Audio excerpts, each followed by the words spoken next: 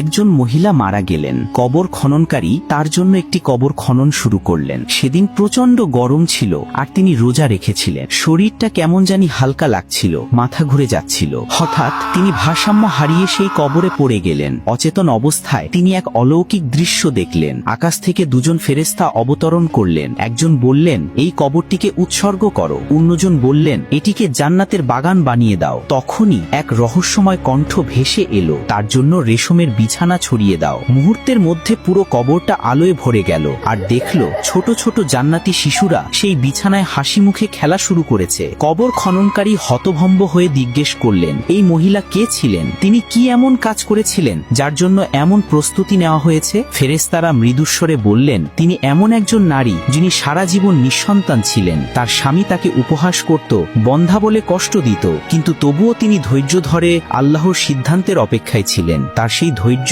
আর আল্লাহর প্রতি অবিচল বিশ্বাসের প্রতিদান আজ জান্নাতের রেশমি বিছানা হয়ে তার জন্য প্রস্তুত হয়েছে।